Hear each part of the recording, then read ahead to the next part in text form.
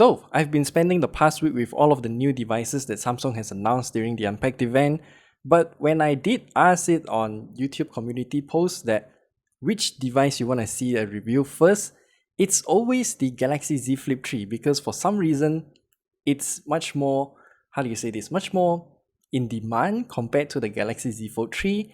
Maybe it's because of the new lowered price tag of the Galaxy Z Flip 3 that makes it the most affordable foldable device in the market right now.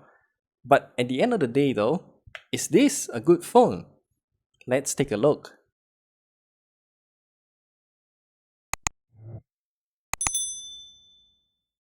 Now I'm not gonna lie, the Galaxy Z Flip 3 is essentially like a standard smartphone, but its ability to fold it in half is what makes this smartphone unique. So let's begin by talking about the design of the Samsung Galaxy Z Flip 3. Now, the design aspect of the Galaxy Z Flip 3 is by far the biggest change of all. The new Galaxy Z Flip 3 has a more angular, boxier design, and when you open it up like this, it kind of looks like a rounded rectangular geometry. And honestly speaking, I do like this kind of boxier design because it's much easier to hold and it also kind of grips on my hands a lot better compared to the previous generation. And also, one more thing, the size of the Galaxy Z Flip 3 is slightly smaller than the Galaxy Z Flip. Now on the spec sheet itself, it looks like the dimensions don't really change that much, but once you hold it in the hands, you can definitely feel the difference. By the way, a quick side note here, the hinge cover of the Samsung Galaxy Z Flip 3 is made out of a matte material, but the Galaxy Z Fold 3 is still using a glossy hinge cover. However, the two halves of the Samsung Galaxy Z Flip 3 is still using a very glossy finish. Not too sure why, but yeah, we got a mixture of a matte hinge cover with a glossy back and front. Should I even call it a back and front? Whatever, you get the idea. And underneath this glossy finish, we can choose up to a total of 7 different colors. Yes, the Samsung Galaxy Z Flip 3 is available in 4 different colors that are available in retail, which is cream color, the one that we have here, phantom black, phantom green, lavender, and these 4 colors will have both the frame and the hinge cover follow the color of your choice. But there are 3 more colors that are available exclusively on Samsung.com only, where you can get it in grey color, pink color, and white color. While I can't confirm this, it kind of looks like these 3 exclusive Samsung.com colors will have a black hinge cover and also a black colored phone frame.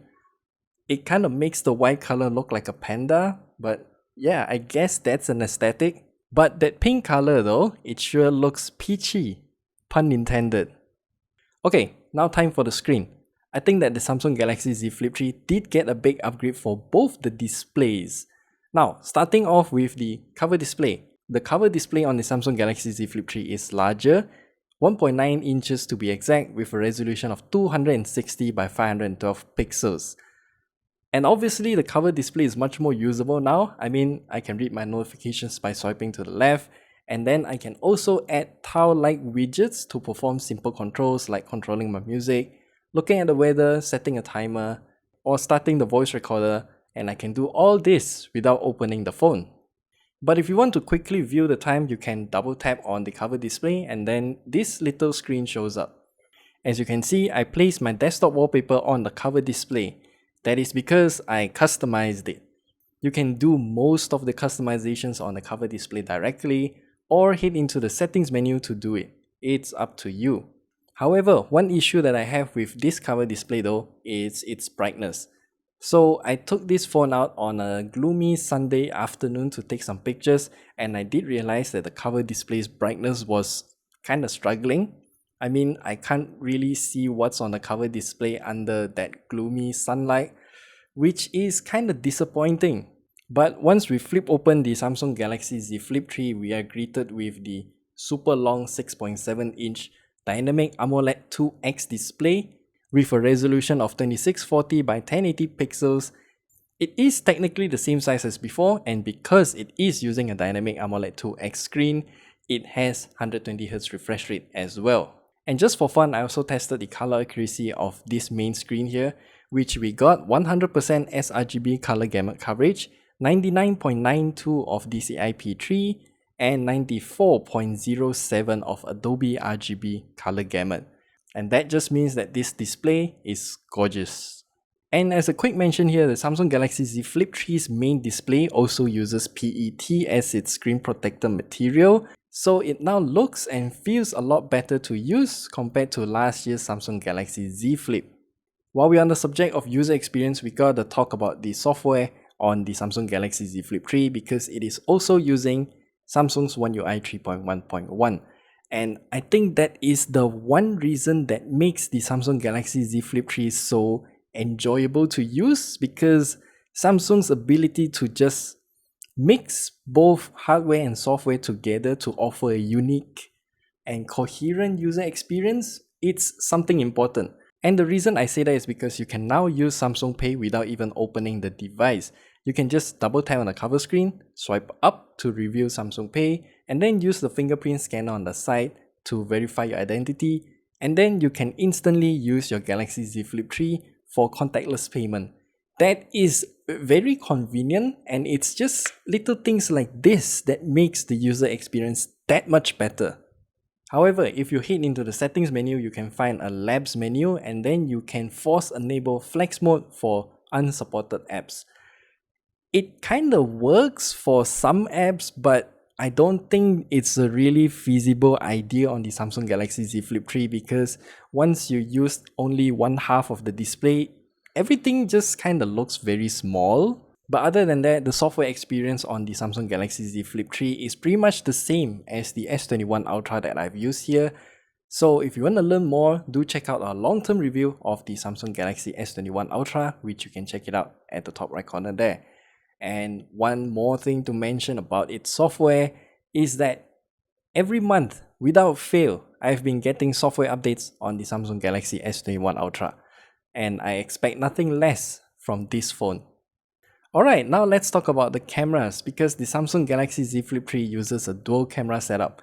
You only have one main camera and one ultra-wide angle camera, and yet these two cameras are identical to last year's Galaxy Z Flip. Even the selfie camera is exactly the same too.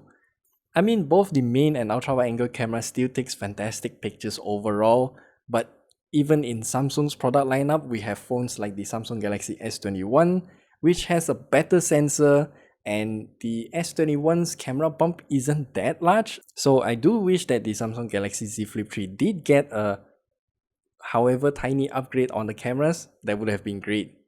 And let's talk about the video capabilities of the Samsung Galaxy Z Flip 3. Well, technically I would say it's still very good. I'm currently using the rear-facing cameras and I'm recording it at 4K 60fps with a very noisy crow right beside my area here.